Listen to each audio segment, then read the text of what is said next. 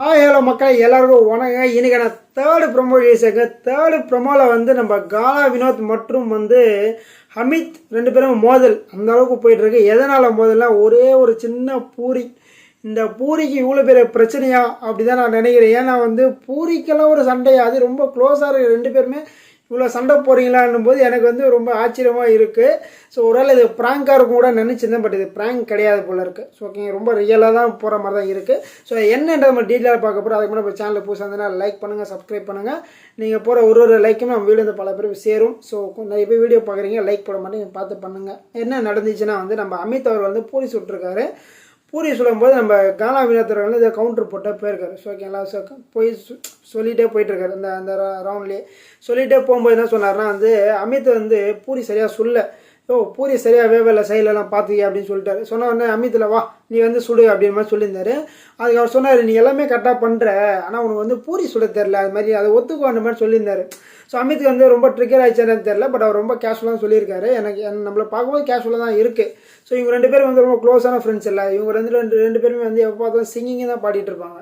So ஆக்டராக இருந்த ஒரு அமித்தை வந்து சிங்கர் ஆக்கினதே கானா வினோத் தான். ப்ளஸ் அதை தவிர்த்து இவங்க ரெண்டு பேர் நல்ல பாண்டிங் இருக்குது. ஸோ நல்ல ஒரு ரிலேஷன்ஷிப் எல்லாம் நல்லா தான் இருக்குது. பட் இந்த இடத்துல வந்து ஏன் அது நடந்துச்சு எனக்கு எதுன்னு தெரியல. ஒரு வேளை வந்து என்டர்டெயின்மெண்ட்டாக பண்ணியிருப்பாருன்னு தெரியல. அதை சொல்லிட்டு அப்படியே போயிட்டே இருக்காரு. அப்படியே போயிட்டே இருக்கும்போது என்ன சொன்னார்னா வந்து வா நீ வந்து பண்ணுன்னு சொல்லிட்டாரு. ஸோ ஏன்னா வந்து அவர் சொன்னது கேஷுவலாக சொன்னால், பட் அமித் வந்து நீ வந்து பண்ணதான் தெரியுன்ற மாதிரி சொல்லிட்டு இருந்தார்.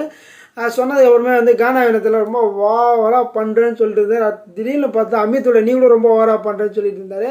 இது வந்து எல்லாருமே அங்கே இருக்க ஆடியன்ஸ், அங்கே இருக்கிற கண்டஸ்டன்ஸ் எல்லாமே என்னடா ரியலாக சண்டை போகிறீங்களா, அது ரியலாக போகிறீங்களான்னு தெரியலன்ற மாதிரி தான் ஆச்சரியமாக பார்த்தாங்க. ஸோ எனக்குமே அப்படி தான் தோணுச்சு. ரெண்டு பேருமே வந்து ரொம்ப இதாக பண்ண மாதிரி இருந்துச்சு. திடீர்னு வந்து கானா ரொம்ப டென்ஷன் ஆகிட்டார். ரொம்ப டென்ஷன், நான் உடனே டிஸ்டர்ப் பண்ணேன், எப்போயா டிஸ்டர்ப் பண்ண மாதிரி சொல்லியிருந்தாரு. ஸோ அதுக்குள்ளே வந்து அமித் வந்து கம்முனு என்ன சொல்லியிருந்தாரு, இவர் வந்து அடிக்கடி டிஸ்டர்ப் பண்ண சொல்லியிருந்தாரு. சொன்னது அப்புறம் தான் வந்து கானா வந்து ரொம்ப டென்ஷன், நான் எப்போயும் அவனை டிஸ்டர்ப் பண்ண பண்ணுற மாதிரி சொல்லிட்டு இருந்தவொடனே திடீர்னு அமித் ரொம்ப ரொம்ப எமோஷன் ஆகிட்டார். ரொம்ப எமோஷனல், ரெண்டு பேருமே கத்திக்கிற அளவுக்கு போயிட்டு இருக்காங்க.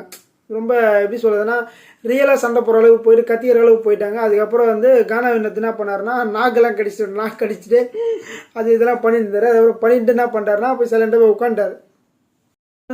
அடிக்க வந்து அப்படின்னு மாதிரி கேட்டுருந்தாரு. அதுக்குள்ள கானா நான் ஒன்று அடிக்க வந்தேன் அப்படின்னு கேட்டாமல் நாக்கெல்லாம் மடிச்சிருந்தாரு, அது இதெல்லாம் பண்ணியிருந்தாரு சொல்லியிருந்தாரு.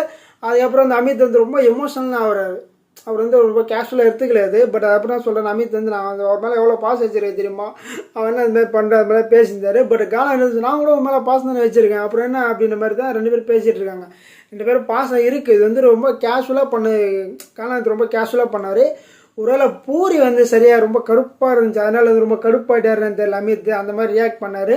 ஸோ எப்பவுமே வந்து கானா வினோத் வந்து ரொம்ப கேஷுவலாக எல்லாரோடய ஃபன் பண்ணி தான் இருப்பார். ஓகேங்களா, அதில் அமித்ன்றதுல வந்து அல்வா சாப்பிட்ற மாதிரி, ஏன்னா ரொம்ப க்ளோஸாக இருந்தாங்களா, அதனால் ரொம்ப ரொம்ப ஜாலியாக இருந்துட்டார்.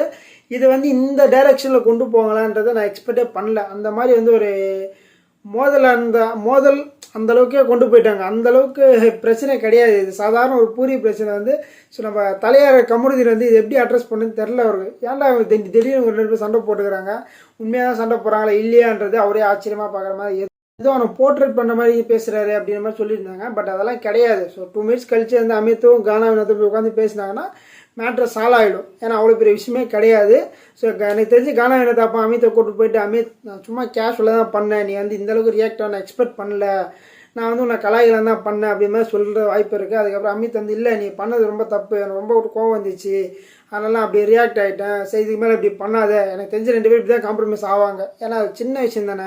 ஸோ சின்ன விஷயம் தான் ரொம்ப பெருசாக ரியாக்ட் ஆக மாட்டாங்க. அதனால் சிம்பிளாக முடிஞ்சிடும் நான் நினைக்கிறேன். ஸோ மக்கள் உங்களோட கருத்துக்களை இருந்தால் மறக்காமல் பதிவு பண்ணுங்கள். அப்போ கானா வினோத் அமித் அவர்கள் பற்றி நீங்கள் என்ன நினைக்கிறீங்கன்னு மறக்காமல் கமெண்ட் பண்ணுங்கள். மறுத்தோடு சந்திக்கலாம். நன்றி.